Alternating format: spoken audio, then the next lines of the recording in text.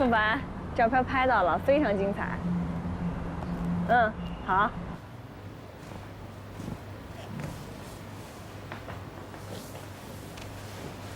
怎么了？怎么脸色这么难看？他问我前几天同学聚会的事儿了。哎，你说我怎么突然就回到了以前上学的时候，第一次见到他的时候？那是他不好，他没有珍惜你啊。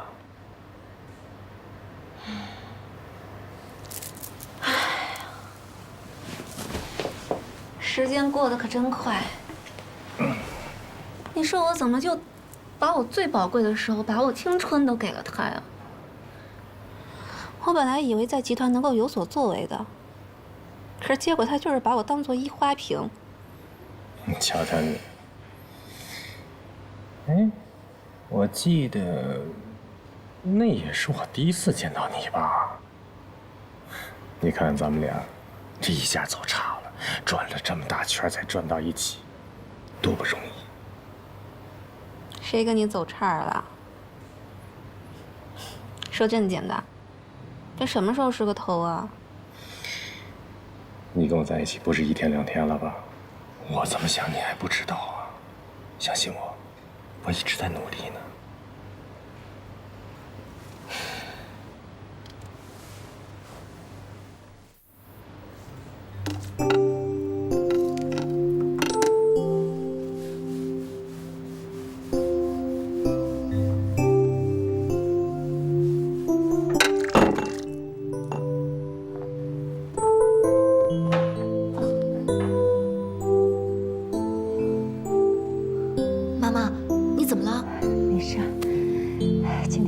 有点累，头有点痛。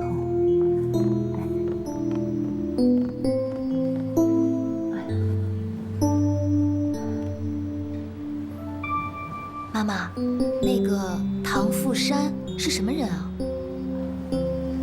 一个大老板吧。可他为什么对我们那么好？你以前认识他吗？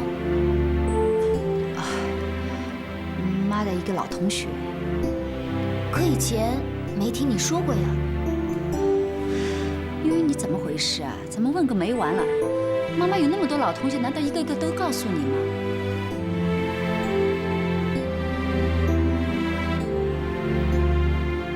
悠悠啊，妈真的有点累了，你也累了，早点睡吧啊。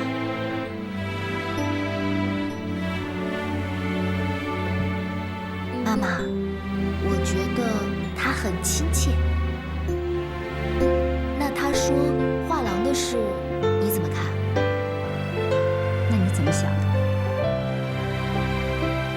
这个事情太大了，也太突然了，所以我才想问问你们之间的关系。没关系，他是个大慈善家，喜欢捐助学校，帮助一些残疾人。又是我的老同学，喜欢你的作品，就是这样。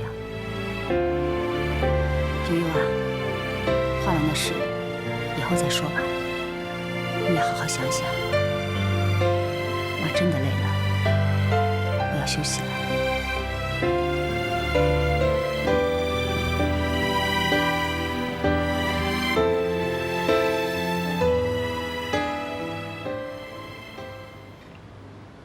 哟，挺漂亮的。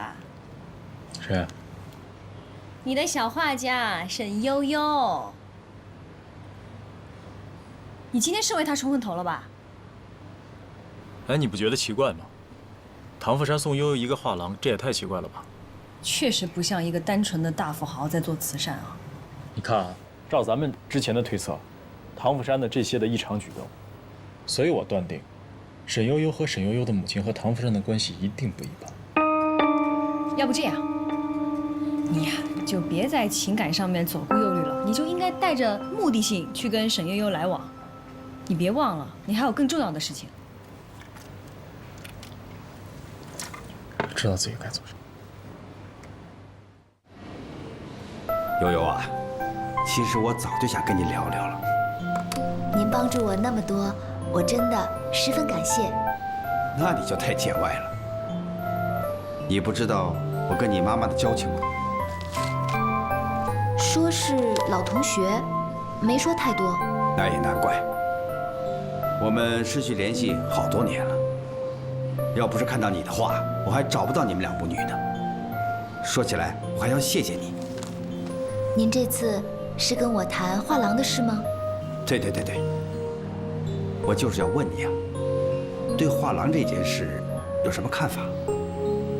我觉得我还是不能接受。为什么？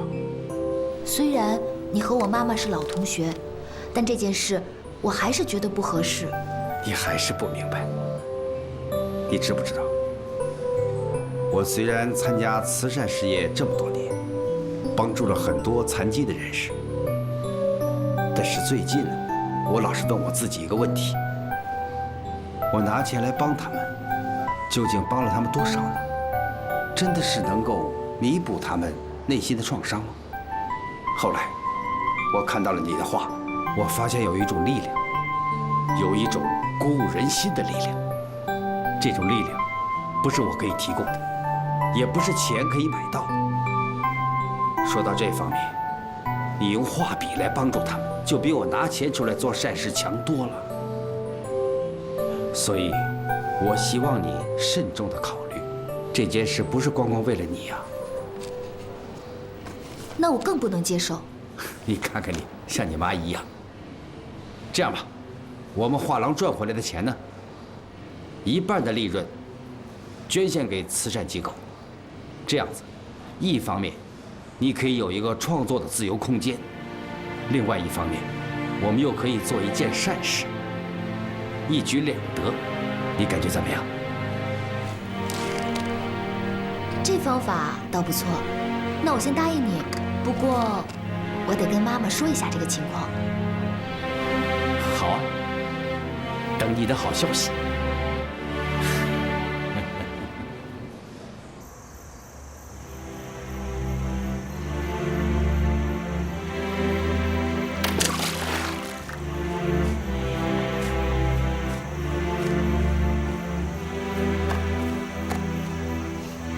没有打扰你吧？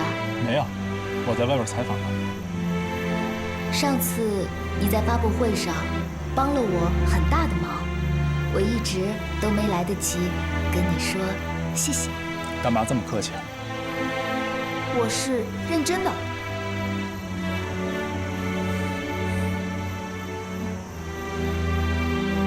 我看懂了。什么？那幅画，你画的，我看懂了，是那首诗。荆棘鸟。为什么要选择这个来表达爱？爱不痛苦吗？爱也可以是很美好的呀。荆棘鸟就是痛苦和美好的结合。唯有经历磨难和苦楚，才能得到这世上最美好的事物。其实我知道，大家都以为我画的是爱情的美好。没错，我问了我的很多朋友，他们说从你的那幅画上看到了对自由的向往，对爱情的憧憬。但是我看到了，除了爱情之外还有亲情，就像小时候妈妈对我唱的一首歌。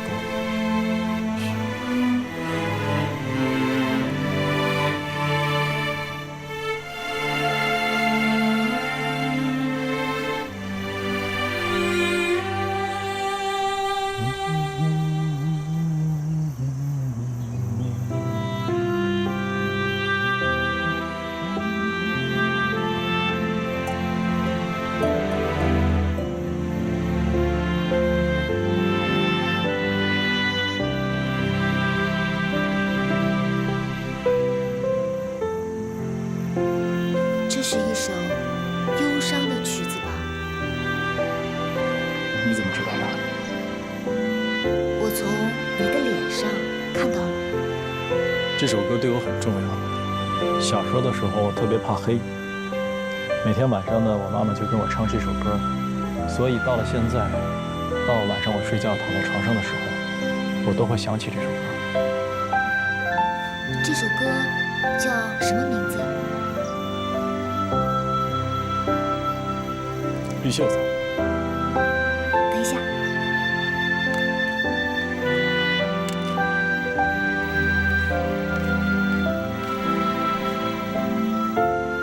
你把它记下来，是想创作一幅关于绿袖子的画吗？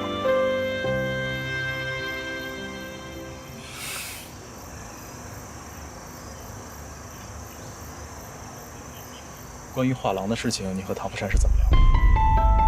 我刚刚见完他。他主动提出来的，你接受了吗？你们之前就认识吗？他和我妈妈认识。那他和你妈妈的关系很一般。也没有啦，他们是同学。同学就给你开了家画廊，是不是有点夸张了？我也这么觉得，可他们好像什么都不想告诉我。总之，唐叔叔给我一种很奇怪的感觉。你什么感觉？我感觉他特别的亲切，有点像我爸爸。你问过你妈妈吗？没有，他不会告诉我的。我多问2句，他就发火了。我觉得他一定在对我隐瞒着什么。悠悠，如果唐福山要是你爸爸，你会怎么办？这也太离奇了，我都没办法想象。我们怎么扯到这件事情上去了？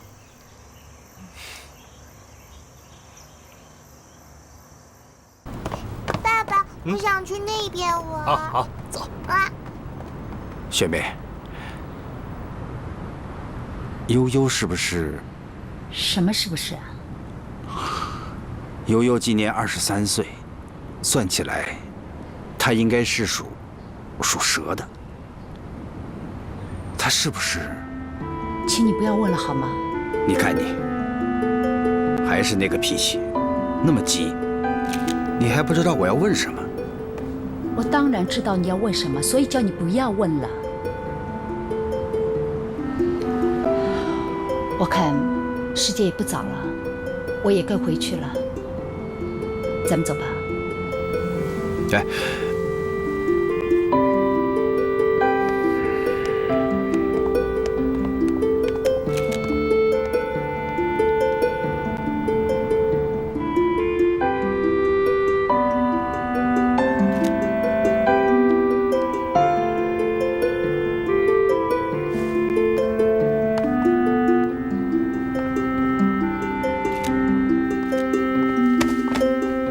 这是您点的咖啡，谢谢，请慢用。谢谢，小灰灰。小乐，嗯，我真诚地向你道歉。道歉？为什么呀？我上次挺失态的，不好意思啊。嗨，你不说我都给忘了，没事儿。本宫宽宏大量，原谅你了，你跪安吧。真贫。不过其实我好像还真有点事挺纳闷的。什么事儿？说。你为什么那么讨厌你爸呀？讨厌也提不上，就是感觉他不像父亲。不像父亲？我小学毕业的时候，母亲就去世了。在他去世前，父亲很忙；去世后依旧很忙。我知道他工作累，我跟母亲都理解他。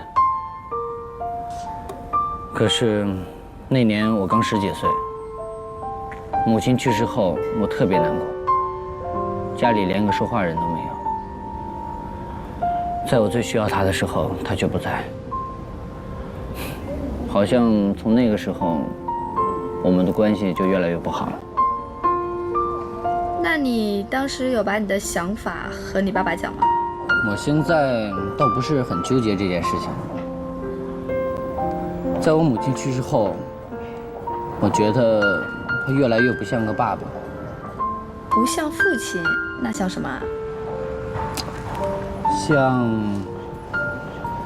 演员，电视台里的名人，慈善家，本来一个挺好的慈善活动，被他这一掺和，跟走秀一样。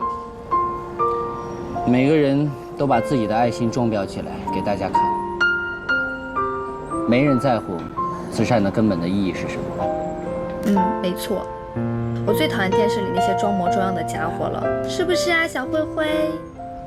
没关系。那你和爸爸说过这些话吗？他怎么想的呀？嗨，他呀根本不在乎，他只在乎我是不是能接他的班，把富山集团继续走下去。那你会吗？当然不会，我要自己创业，不管成功还是失败，我都自己承担。富山集团是我爸的，又不是我的。没错，我支持你，是不是啊，小灰灰？你会爱吗？你看他多难受。不难受，他舒服。你不懂。你都懂。舒服吗，小灰灰？哎呦，可怜的，是不是特别烦他，是吧？干嘛就烦我呢？看他多舒服。看什么呢你？不是，怎么了？哥，你在这干嘛呢？不是，你在这干嘛呢？我先问的你，你干嘛呢？哎，你们俩就你跟踪我？什么情况？谁跟踪你了？不是你这，不对，我有事，我回头跟你说啊。有什么事儿啊你？你在干嘛呀？你们俩怎么？快回头来！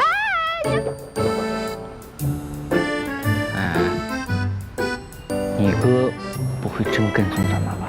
我哪知道呀，神神叨叨的。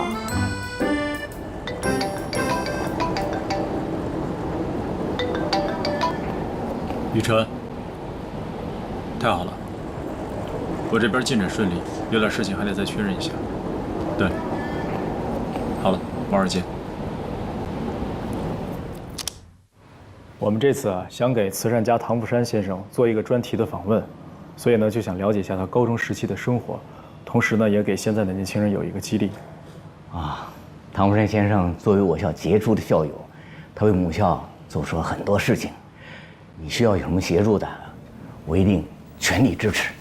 那太好了，我呢就是想了解一些和唐富山先生有关的高中时期的一些资料，麻烦您能不能跟我找一下？没问题，稍等啊。